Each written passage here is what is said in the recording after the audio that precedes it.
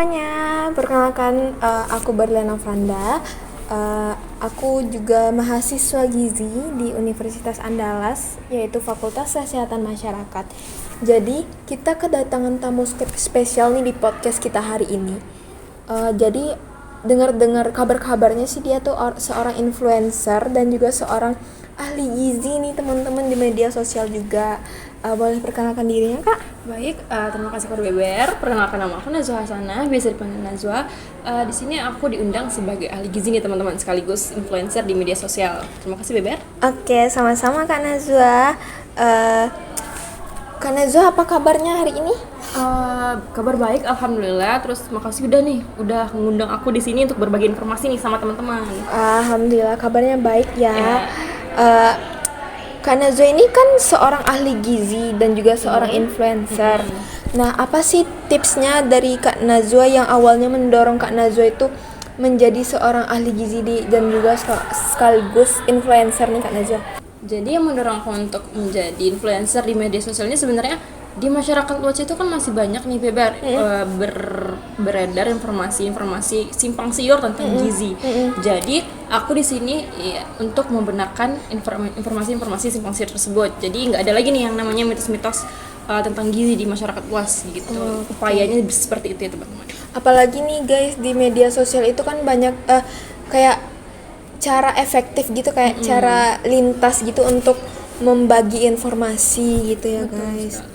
Nah, tapi pasti dong dari Kak Najwanya ada tantangan menjadi seorang profesional itu yang seorang ahli gizi dan juga influencer di media sosial. Apa sih tantangannya bagi Kak Najwa ya? Mungkin menjaga kredibilitas kali ya, karena kan kita menjadi seorang influencer ini mempengaruhi banyak orang gitu. Jadi kita harus memastikan bahwa informasi atau ilmu yang kita sebarkan kepada masyarakat luas itu berdasarkan data atau valid gitu, nggak memperbaiki mitos dengan mitos gitu. Iya, benar sekali ya. Dan juga cara Kak Najwa menyeimbangkan untuk antar memberikan informasi yang efektif itu tetapi tetap engaging itu gimana sih Kak Najwa? Mungkin dengan membagikan kayak video-video singkat gitu, terus aku juga menceritakan pengalaman pribadi aku gitu, atau menyebarkan infografis gitu. Jadi kayak storytelling gitu ya Kak Najwa ya. Banget. Tapi bagus sekali sih pendekatan bagi Kak Najwa ini ya.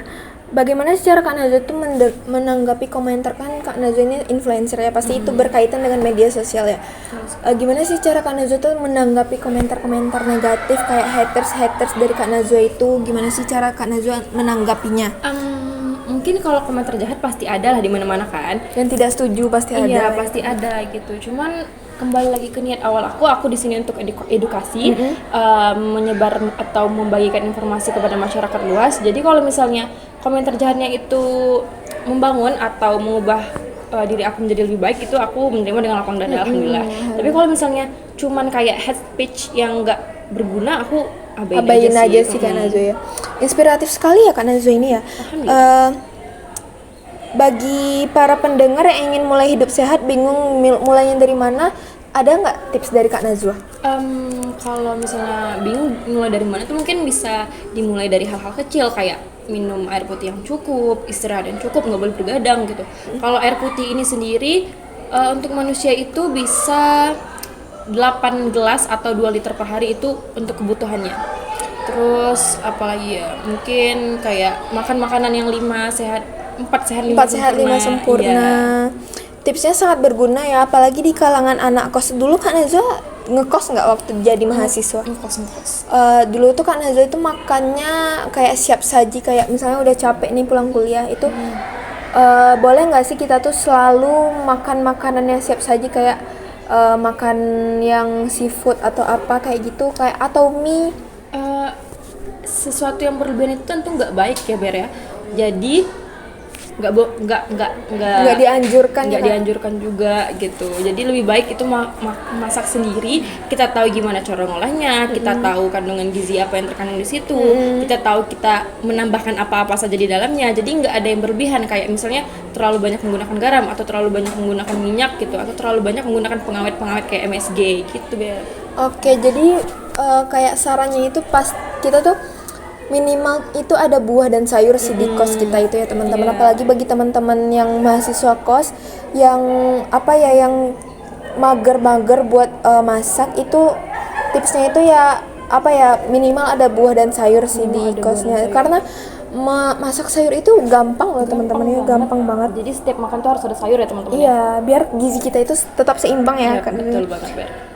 Nah ngomong-ngomong kita soal gizi yang seimbang nih, apa sih itu gizi yang seimbang ya Kak Najwa? Jadi gizi yang seimbang ini menurut aku adalah makanan yang mengandung karbohidrat, protein, vitamin, dan mineral. Jadi ada nih lengkap nih semuanya, nggak ada yang kurang satupun. Itu makanan yang bergizi seimbang, Ber.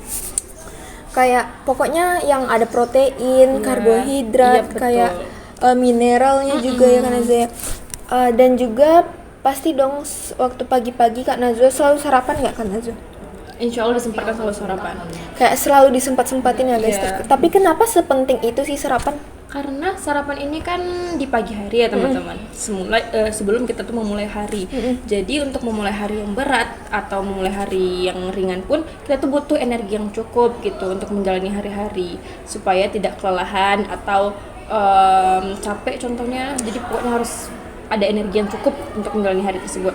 Berarti tetap menjaga metabolisme kita tuh tetap hidup ya guys ya, kayak supaya energi kita tuh nggak terkuras banget waktu kita melakukan kegiatan kita di hari itu. Nah, apa aja sih menurut Kak Najwa makanan yang harus dihindari di Yang dihindari tentunya yang kayak aku bilang tadi, yang berlebihan, yang terlalu misalnya kayak terlalu banyak garam atau terlalu banyak minyak atau terlalu banyak pengawet, gula. Itu tuh nggak baik. Jadi sesuatu yang berlebihan itu adalah tidak baik. Nah, sesuatu yang berlebihan itu tidak baik ya guys. Secukupnya saja. Nah, bagaimana sih, pasti dong Kak Najwa itu pernah dong belanja gitu yang kemasan. Nah, Kak Najwa pernah nggak baca label-label di nutrisi itu, karena Kak Najwa seorang ahli gizi ya. Kak Najwa tuh pasti ke pressure kayak ngelihat di belakangnya itu ada label-label kemasan. Nah, gimana sih cara membacanya bagi teman-teman yang tidak tahu gimana cara membacanya nih? Nah, jadi teman-teman, di belakang kemasan makanan atau minuman yang kita beli ini terdapat informasi gizi. Jadi teman-teman bisa perhatiin kayak kalorinya berapa, lemaknya berapa, protein yang terkandung dalam kemasan tersebut berapa, atau gulanya berapa. Jadi teman-teman ini bisa memperkirakan kayak, wah hari ini aku udah makan gula segini nih, berarti nggak boleh banyak-banyak lagi. Karena kan tiap-tiap hari itu manusia mempunyai batas-batas kayak gulanya cukup segini aja, nggak boleh berlebihan gitu. Bener banget. Apalagi bagi orang-orang yang mau diet ya Kak Najwa, kayak harus memperhatikan jumlah kalori per harinya gitu ya Kak Najwa ya. Oke, apa sih dampaknya kalau misal kita tuh kekurangan protein di tubuh kita nih Kak Najwa? Kalau kekurangan protein ini mungkin jadi kelelahan ya, kelelahan, terus ototnya jadi lemah, terus akan memperlambat sembuh luka juga. Oh, berarti kayak sepenting itu ya protein di tubuh kita. Itu. Jadi makanya nggak boleh ada yang kurang nih dari karbohidrat, protein, vitamin, dan mineral tadi. Oke, kan pastinya di buah dan sayur itu ada si protein dan banyak-banyak yang disebutin Kak Najwa tadi ya. Apa sih manfaatnya bagi tubuh kita ya Kak Najwa? Kenapa sepenting itu buah dan sayur itu? Karena buah dan sayur ini bisa untuk menjaga imunitas gitu.